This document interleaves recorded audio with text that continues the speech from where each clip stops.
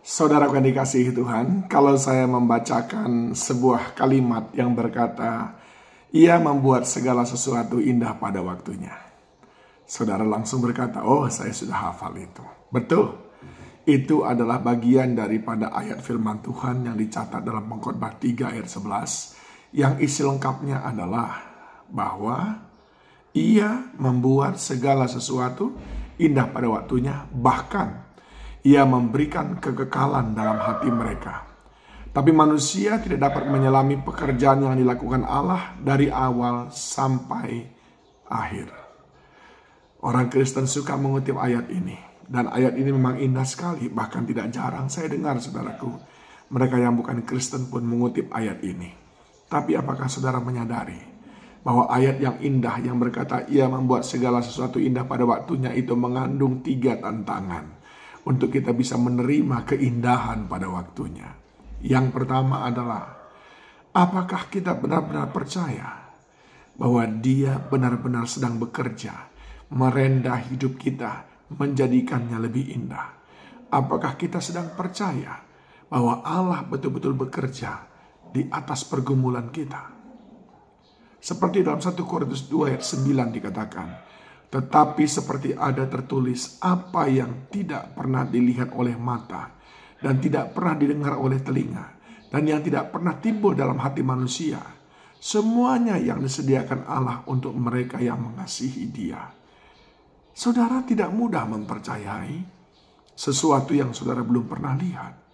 Padahal Tuhan sering sekali bekerja dengan diam untuk menyediakan sesuatu jauh melampaui daripada apa yang saudara pikirkan. Disinilah letak persoalannya.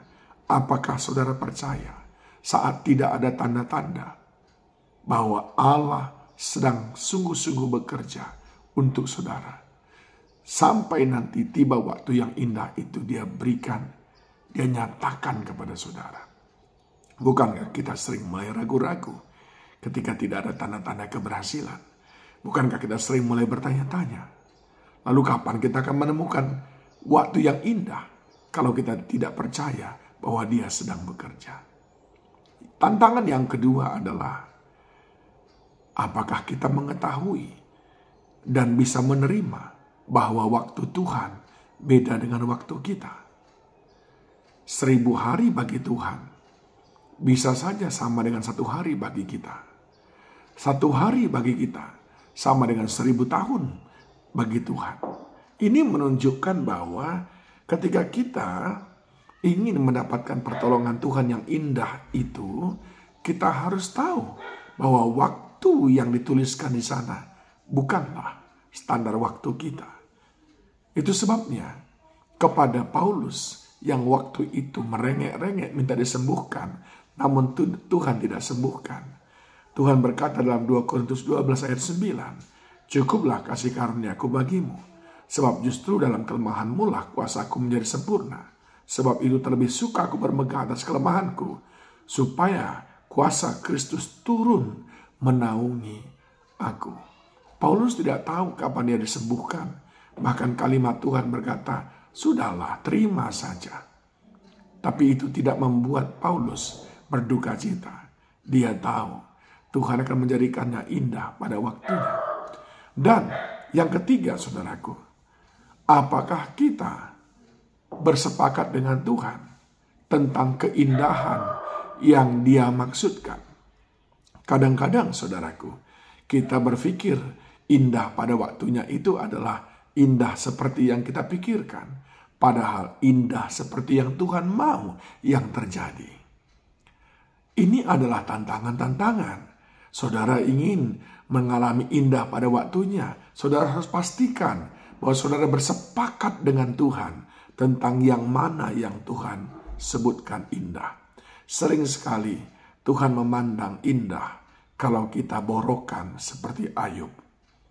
Karena itu adalah cara Tuhan untuk mengangkat kita tinggi, diberkati 2 kali lipat.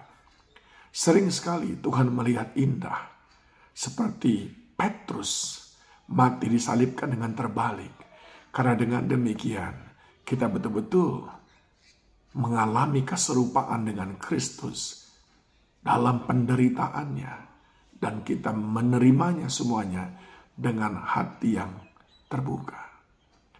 Jadi saudaraku, kita harus memahami, indah itu barangkali kita perlu bersepakat dengan Tuhan. Mungkin bukan seperti yang kita bayangkan. Nah, oleh sebab itu saya mau mengajak saudara, yang paling penting saat ini adalah tantangan-tantangan ini. Sekalipun belum ada tanda-tandanya, percayalah bahwa Tuhan sedang merenda, sedang bekerja untuk memberikan yang terbaik bagi kita tepat pada waktunya.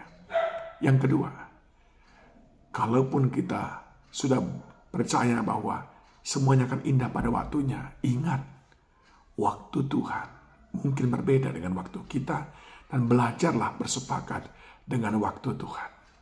Yang ketiga, apa yang menurut kita indah belum tentu sama dengan apa yang akan Tuhan berikan kepada kita. Namun apapun yang Dia berikan kepada kita, itulah yang terindah.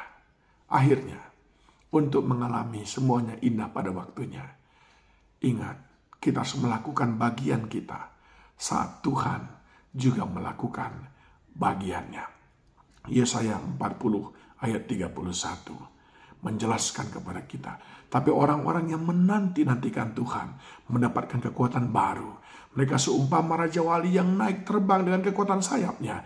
Mereka berlari dan tidak menjadi lesu. Mereka berjalan dan tidak menjadi lelah.